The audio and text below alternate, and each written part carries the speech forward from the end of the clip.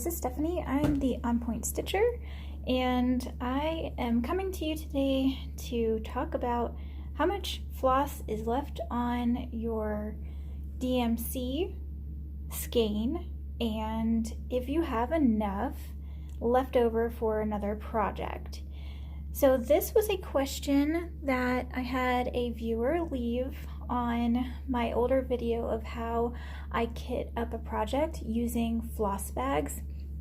And so this is just a follow-up because I felt like maybe just typing it out might be a little confusing, and I wanted to give a better visual as to what I was talking about because it can be confusing even to myself. I reread it and was like, I'm not sure if I said it right or came across right. So yeah, I hope this is helpful to anyone that is putting together a project and already has a color, but you're not sure how much of that color you might need. So laid out in front of us, we have several skeins of floss. This one is a full skein. This is a 3/4 to full. This is about a half. This is about a 1/4 to a half, somewhere in between. This is about a 1/4 left over. This is about an 1/8. And then this is someone help me, please save me. I need replaced.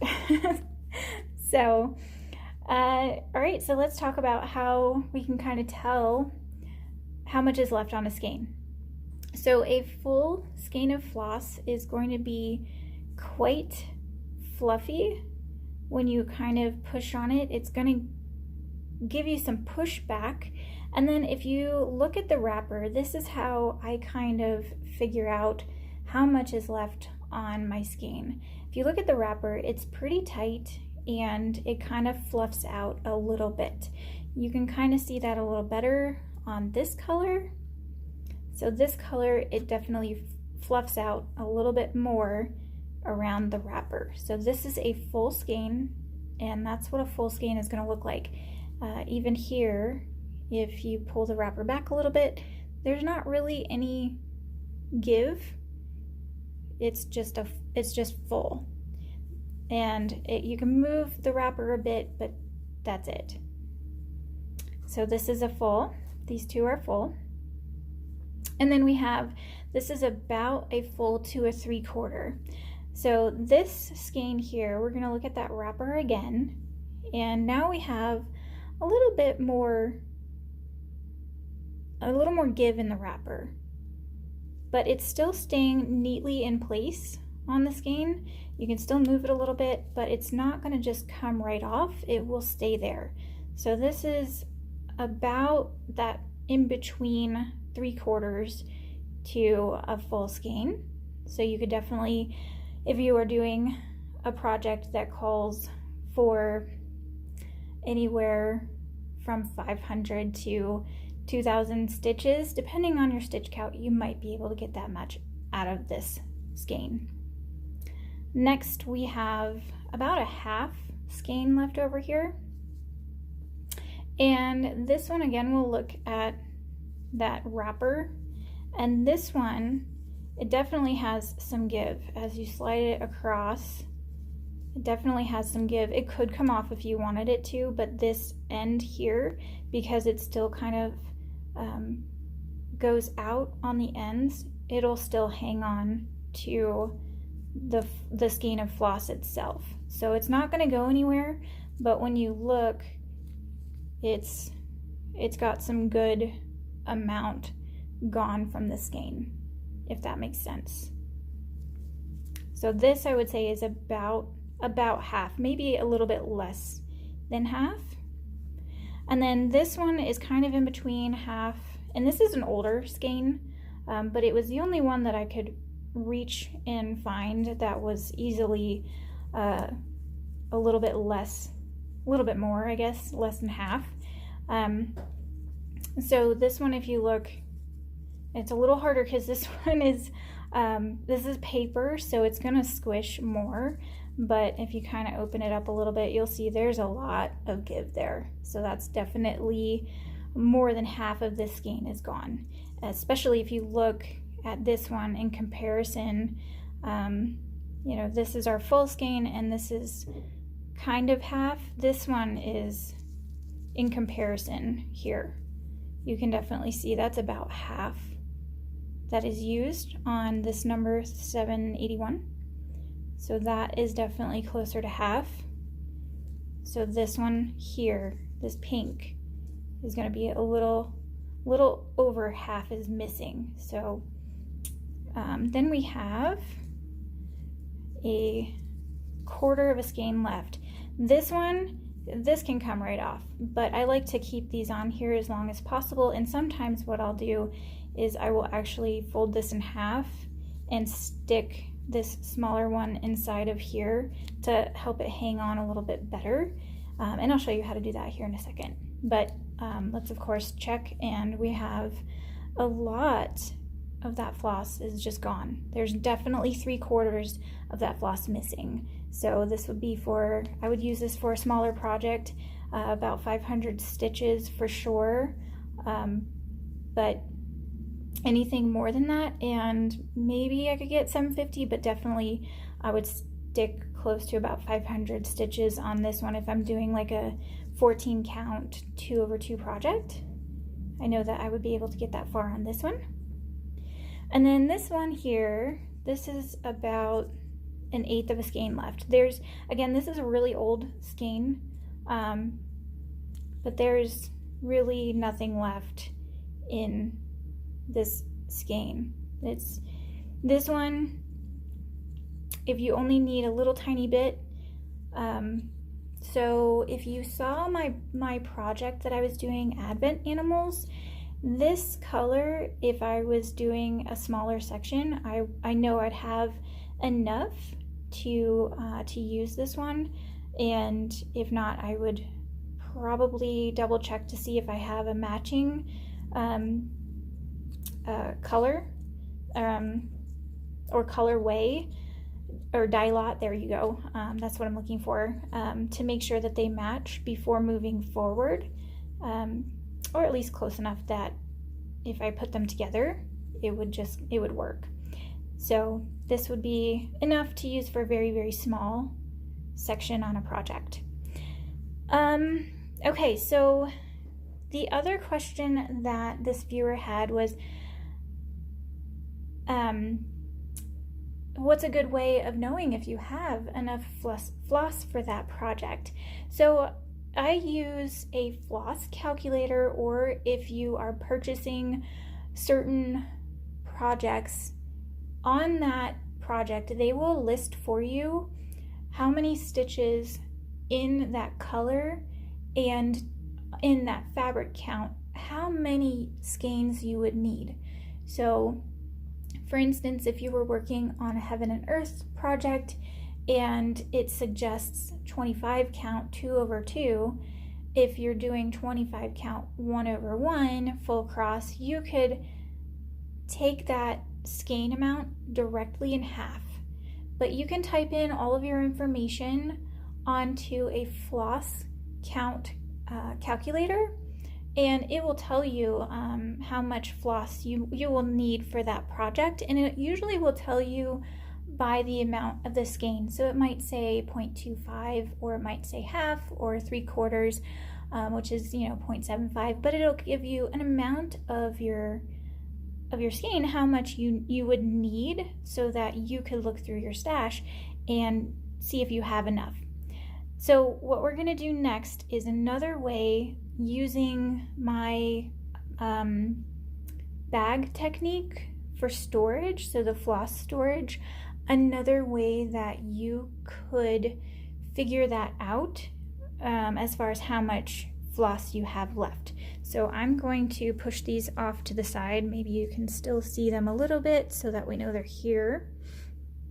And I'm going to use this skein of floss for this. And I'll probably speed up the video so you don't have to listen to me the entire time, just making cuts.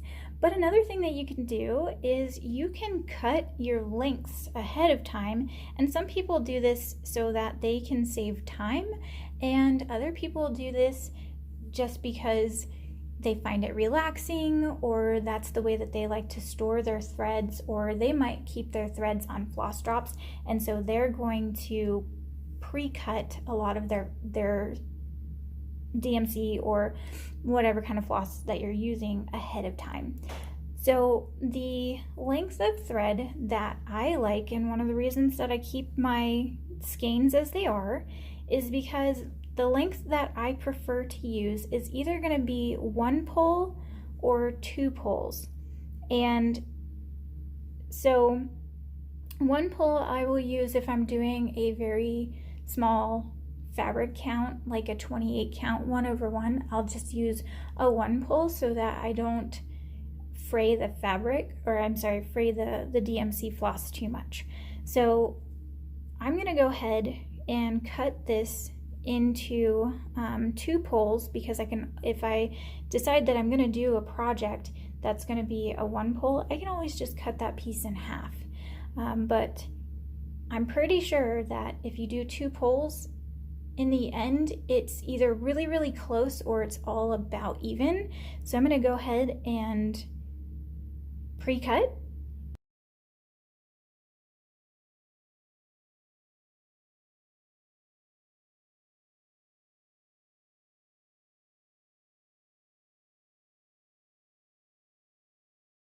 Okay, so here is our pre-cut.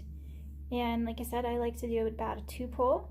And at the end, I have one piece that is roughly about 4 to 5 inches longer than the rest, but that's totally fine with me. I don't mind. I'm not looking for perfection.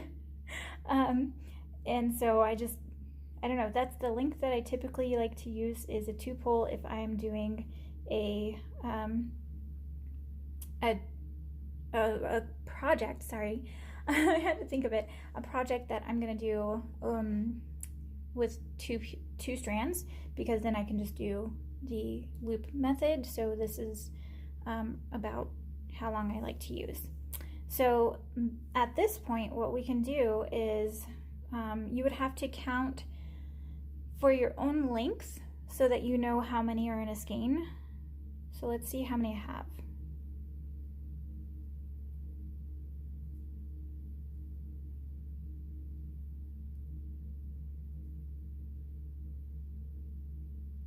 Okay, so I have 12 about equal lengths. So now when you go through your project and you are planning, and it says that you need half of a skein of thread, you know that you're going to need at least 6 of these. And so you could just open up the bag and count and see how many you have left. I think if that's helpful for you and you like that it's faster and all the things, I really think that this would work really nicely for you.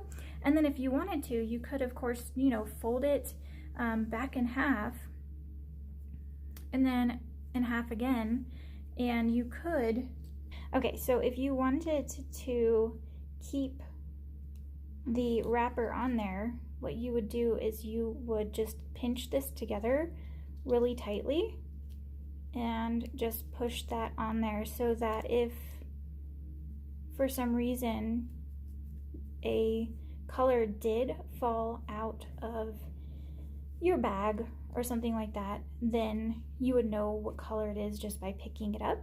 So that's an option. You could definitely do that.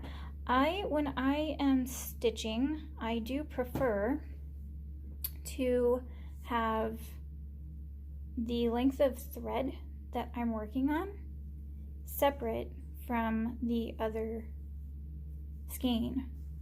So I would keep this in the bag, and then I would be working off of this skein, and or this section.